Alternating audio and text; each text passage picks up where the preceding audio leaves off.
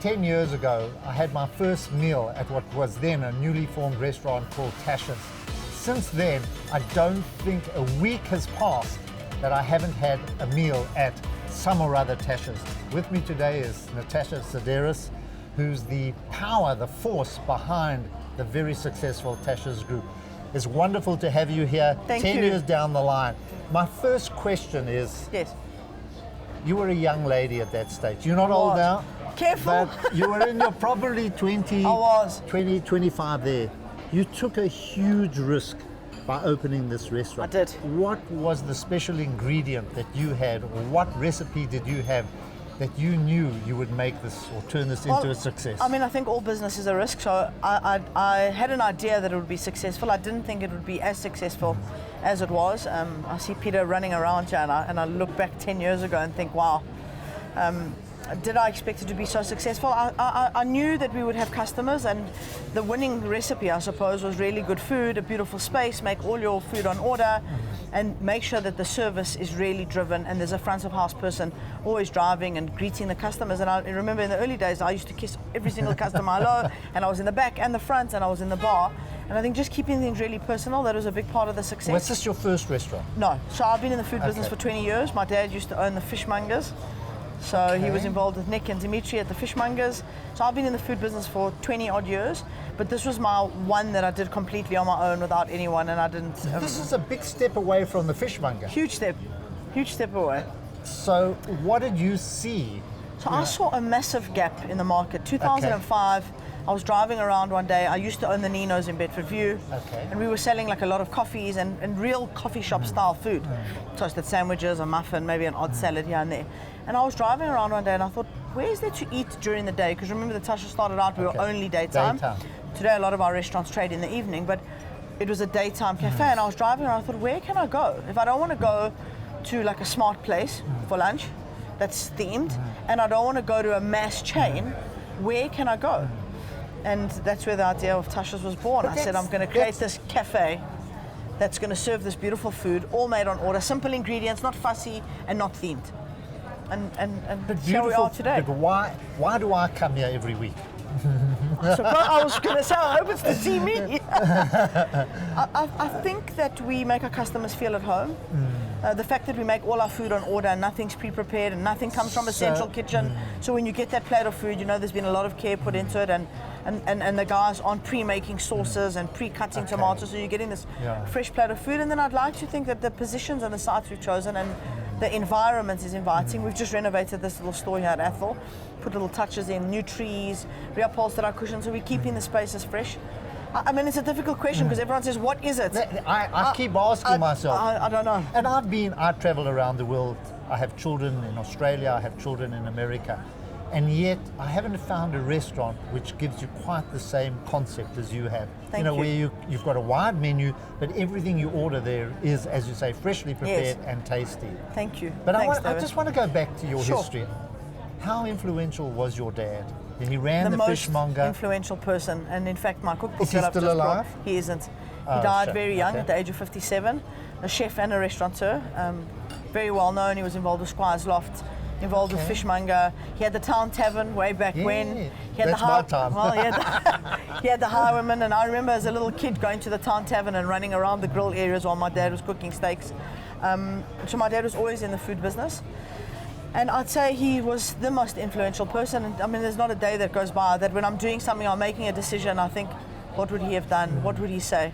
He was fish and meat. My dad was fish and meat. He was a steak man. But your steaks are still good here. Jamie only saw 3 of the 13 restaurants. So how many? I was going to ask the next question. Yeah. How many have you got? What's the outlook? Because so we're going to come on to Kevin Hedderwick and Famous Brands. I mean, how influential has that been, or how has that shaped your future? Okay, so I own Famous Brands, so you better say something positive. So we've got 12 stores in South Africa. We've got 1 international store. That's Dubai. Yeah, 1 in Dubai. And we are looking really to, and when I did my deal with Famous Brands, I think there was an expectation that we would open 30, 40, 50 stores. Yeah. But part of my deal and my negotiation was that Famous Brands would not get involved in anything operationally, which they haven't. So they've brought a lot of stability. Is that difficult for them? I think in the beginning, and I think, with any partnership in the beginning, it's about finding a balance. The strategy, my strategy was always 15 stores in South Africa, maximum. Okay. So it looks like we're going to stop at 14. We've got Nelson Mandela Square happening in late September, early October. It's going to be, an iconic site for us, a fantastic position. And we are Nelson Mandela Square. We're going to celebrate our African heritage and do something completely glamorous. Then we're doing Menlyn on Main. And then it looks like that's where we're going to stop. And then we're going to do a big focus on the Middle East and growing the business in the Middle East. Why the Middle East? That's a big risk. It is a big risk, but and everyone's surprised when I say in terms of, and it's not so much cultural similarities, it's a way of life similarity. So it's a mall culture. People get in their cars and they drive from mall to mall. South Africa is the same. We're not a walking culture. Maybe in Cape Town a little bit, but Johannesburg, you leave your house, you get in your car and you drive to your destination. Same in Dubai. There's a lot of expats in Dubai. A lot of housewives who have moved to Dubai, that morning breakfast run. A very exciting place to do business, Dubai. And have famous brands been supportive in that? Do they? Yes, of course. I would imagine that it takes a lot of cash to open up a new restaurant. Well, the businesses are 100% franchised, so there's no capital injection required from a head office point of view.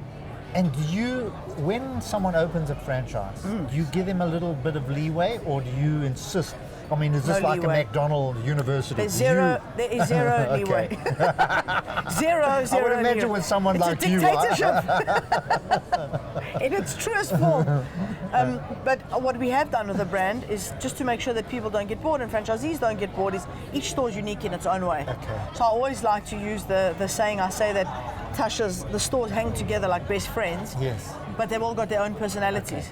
Or they're part of the same family, but they've all got their own unique personality. So when we say the franchisees don't have leeway, they each specialize in something that's unique to their own store. But other than that, it's very strict, and we are very strict to maintain standards. How do you do that? There's only one Natasha. Well, I've got a team. So I've got my brother, who's my business partner, who's unbelievable. And then we've got franchise managers who go to the stores literally every second day that someone's in a store. We collaborate a lot with our suppliers who do external audits on the shops. We've got mystery shoppers.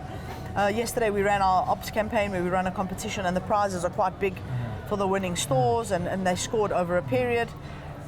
It's basically, they've got to keep those ingredients fresh. They have to. They've got to make sure that the minestrone soup in one store is the same as the other. Exactly. And so we've got a thing called a food SOE, which is standard of excellence, and it's a sheet, and we audit every single product in the store. So right now, as we speak, I've got 3 guys at 3 different stores with a checklist saying, bolognese, tasting it right, it's correct. Lettuce, are you getting it from the right supplier? Tomatoes, have you cut them properly? Lemons, are they nice? We check everything. So tell me some of the new ideas, because I happened to travel with one of your friends to New York recently. Yes. And she was meeting you in New York. Had a fantastic time. Was it a party? It was a food research tour. And she's skinny. So I think she hated me at the end of it, because we probably ate at about, in the week that we were there, or the 6 days that we were there, we must have eaten at 20 different restaurants. Are you looking for new excluding recipes? Snacks. Yeah. What, do you look for ideas? I do. You know what, I like concept? to see what's happening in the food world. I like to see what people are doing in terms of ingredients. Old school and new school, what's happening in restaurants. I think there's a huge movement now where people are not wanting to pay big rentals, so you'll see a lot of sort of, and I hate the word artisanal, but a lot of restaurants that are doing stuff that's unique in low rental spaces, that are pushing the envelope in terms of the types of food that they're serving. So it was a trip and a bit of shopping. The shopping there, I can understand. And it's cheap, or it's much cheaper. New York is frightfully expensive. From a food point of view, on a shopping point of view, it's cheaper, but food-wise, it's exorbitant. So what new ideas? Just one new idea? Well, we've just launched a new menu, and I think there's a great movement towards health, and people are becoming more health conscious. Everyone always said, there's only a small part of the population that worries about their health, but actually there is quite a big segment of the population that does worry about their health. So I went to go and look at a lot of different health concepts. We've just launched a thing on our menu called Food for Thought, and there's, I think, 8 items where we've done a calorie counter, nutritional information, and there's 8 meals and a couple of smoothies that you can choose from that really speak to the health side of things. And then Kale is Okay. very Oh, yeah. popular. I don't know, America, I don't know, they're going to run out of kale soon They because will. everything's got They kale. fry it, or they- there's, what do there's they- what do kale they do? everywhere. There's kale chips, there's kale pizzas, there's kale salads, there's kale stew. We've also put kale on our menu, but we had done our innovation prior to that. But it's just to get a bit of inspiration. And offshore, would you take the restaurants? I know you've got Dubai. Yes, You're staying in the we're Middle looking East. at Australia. Would you, oh, okay. We're looking at Oz, I think would be our most competitive markets because so. there are similar concepts Yeah. to Tashas. London, definitely. Okay. And then long term, I'd probably look at America, a place like California. Yeah, but that would not be New York.